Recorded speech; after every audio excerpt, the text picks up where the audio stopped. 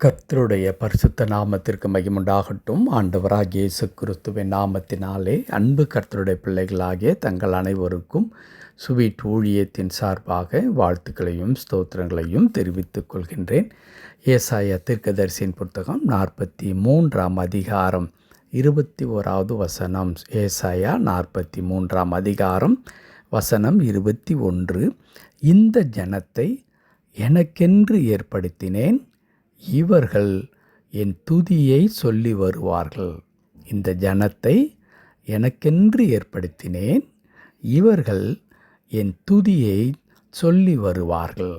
என் அன்பு கடவுளுடைய பிள்ளைகளே, நேற்றைய தினத்தில் நாம் தியானிக்கும் பொழுது கடவுள் நம்மோடு கூட உடன்படிக்கை செய்து செயல்படுகின்ற ஆண்டவராகவும், அந்த உடன்படிக்கையில் கடவுள் உண்மையுள்ளவராகவும் இருந்து எந்த நோக்கத்தோடு கூட கடவுள் நம்முடைய வாழ்க்கையில் உடன்படிக்கை செய்து கொள்ளுகின்றாரோ அந்த நோக்கத்தை அப்படியே நிறைவேற்றுகின்ற ஆண்டவராய் இருக்கிறார் என்று சொல்லி நாம் சிந்தித்தோம்.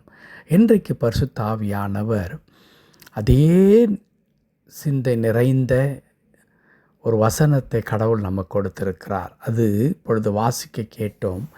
இந்த ஜனத்தை எனக்கென்று ஏற்படுத்தினேன். உடன்படிக்கை செய்கின்ற கடவுள் தனக்கென்று சொல்லி ஒரு கூட்ட மக்களை ஆண்டவர் என்ன செய்கிறார்? சொந்தமாக்கி கொள்கிறார், பிரித்தெடுக்கின்றார். இன்றைக்கு உலகத்தில் எத்தனையோ கோடி மக்கள் இருக்கும் பொழுது கொஞ்சம் பேரை தனக்கென்ற ஆண்டவர் அந்த மக்கள் மத்தியில் இருந்து பிரித்தெடுக்கின்றார். ஒருவேளை இங்கே நான் பிரித்தெடுக்கிறார் என்ற வார்த்தையை பயன்படுத்தும் பொழுது அந்த சமுதாயத்தை, அவர்களுடைய குடும்பத்தை எல்லாம் உதறி தள்ளிவிட்டு எங்கேயோ இப்படிப்பட்ட மனிதர்கள் இல்லாத இடத்திலே சென்று அவர்கள் வாழ வேண்டும் என்பது அல்ல. கடவுள் பிரித்தெடுத்தல் என்பது கடவுள் ஒரு கூட்ட மக்களை தனக்கென்று பிரித்தெடுத்து அவர்கள் மூலமாக தம்முடைய மகிமையை வெளிப்படுத்துகின்ற கடவுளாக இருக்கின்றார். அதுதான் இங்கே ஏசாயா புத்தகத்தில் நாம் வாசித்தோம். இந்த ஜனத்தை எனக்கென்று ஏற்படுத்தினேன், எனக்காகவே என்று நான் அவர்களை ஏற்பாடு செய்து வைத்திருக்கின்றேன். அவர்கள் என் துதியை சொல்லி வருவார்கள். அன்பு கர்த்தருடைய பிள்ளைகளே, அப்படியானால் நாம் இந்த உலகத்தில் வாழ்வதனுடைய அடிப்படை நோக்கம், பொதுவாக மனிதர்களாக நான் பேசவில்லை, மாறாக கடவுளால் பிரித்தெடுக்கப்பட்டவர்கள் என்று இருக்கின்றோமே, கடவுளால் தெரிந்து கொள்ளப்பட்டவர்கள். தாயின் கருவிலே உருவாவதற்கு முன்பதாக நான் உன்னை பெயர் சொல்லி அழைத்தேன், நீ என்னுடையவன் என்று சொல்லி ஆண்டவர் சொல்லுவாரே. அப்படி கடவுள் பிரித்தெடுத்து இன்றைக்கும் நம்மை ஜீவனோடு கூட வைத்திருப்பதற்கான அடிப்படை காரணம் என்ன? இவர்கள் என் துதியை சொல்லி வருவார்கள். என்னுடைய புகழ்ச்சியை, என்னுடைய மகிமையை, என்னுடைய வல்லமையை இவர்கள் என்ன செய்வார்கள்? அவர்கள் அறிவிக்கின்றவர்களாக இருப்பார்கள். என் மகிமையை அறிவிக்கும்படிக்கு இவர்களை நான் தெரிந்து கொண்டேன். என்னுடைய கனத்தை, என்னுடைய பிரஸ்தாபத்தை இவர்கள் வெளியே கொண்டு செல்லும்படி இந்த ஜனத்தை நான் தெரிந்து கொண்டேன் என்று ஆண்டவர் சொல்லுகிறார். இந்த வார்த்தை சொன்ன உடனே இவர்கள் என் துதியை சொல்லி வருவார்கள் என்ற வார்த்தை நாம் வாசிக்கும் பொழுதே இதற்குள்ளாக ஒரு கிருபை நிறைந்திருக்கிறது, ஒரு உண்மை நிறைந்திருக்கிறது. அது என்னவென்றால், இவர்கள் எப்படி கடவுளுடைய மாட்சியை, கடவுளுடைய மகிமையை, வல்லமையை அவர்கள் பிறரிடத்தில் அறிவிக்க முடியும் என்றால், இவர்கள் முதலாவது என்ன செய்திருக்க முடியும்? அந்த வல்லமை நிறைந்த கடவுளுடைய அன்பை, அவருடைய வல்லமையை, அவர் கொடுக்கின்ற கிருபையை, அவர் செய்கின்ற அதிசயமான செயல்களை தங்களுடைய வாழ்க்கையில் முதலாவது அவர்கள் என்ன செய்திருப்பார்கள்?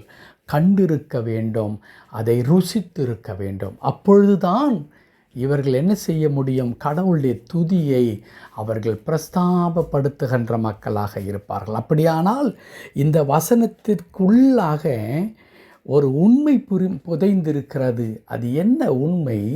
கடவுள் நம் ஒவ்வொருவரையும் சாட்சியாக நிறுத்துவதற்காக என்ன செய்கின்றார்? ஆண்டவர் தம்முடைய மகிமையை வல்லமையை முதலாவது அவர்களுடைய வாழ்க்கையிலே ஆண்டவர் வெளிப்படுத்துகின்றார்.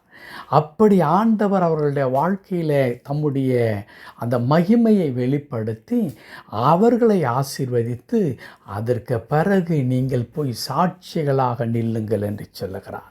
என் அன்பு கடவுளுடைய பிள்ளைகளே, அப்படியானால் கடவுள் ஏன் நம்மை பிரித்தெடுத்திருக்கிறார் தெரியுமா?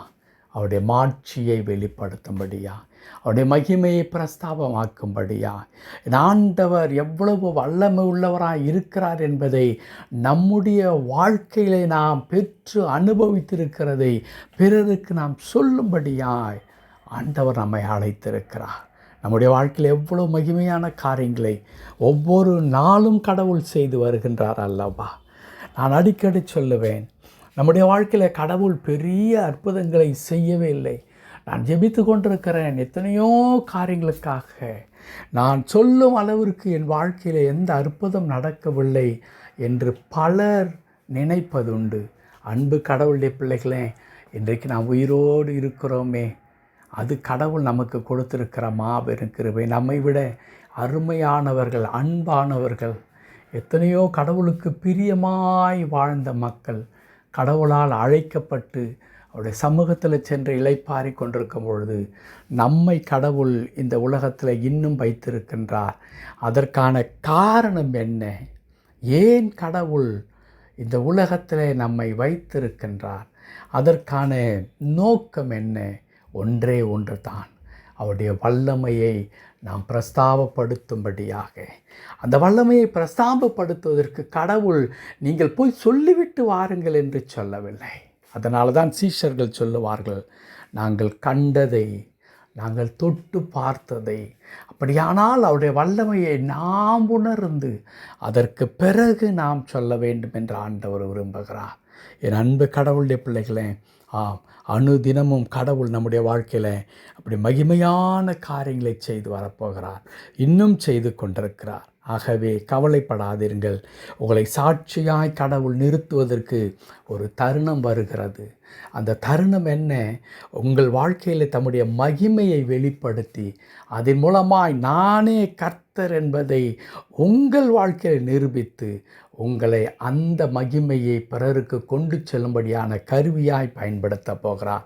ஆகவே தான் இந்த இன்னல்களும் துன்பங்களும் கஷ்டங்களும் இன்றைக்கு நீங்கள் அனுபவித்து கொண்டிருக்கிறீர்கள். இந்த துக்கமெல்லாம் சந்தோஷமாய் மாறும். கர்த்தர் தாமே இந்த வார்த்தையின்படியே நம்மை ஆசீர்வதித்து ஆண்டவர் நம்மை உயர்த்தவும் நம்மை சாட்சியாய் நிறுத்தவும் கிருபை செய்வாராக. ஆமேன், ஆமேன்.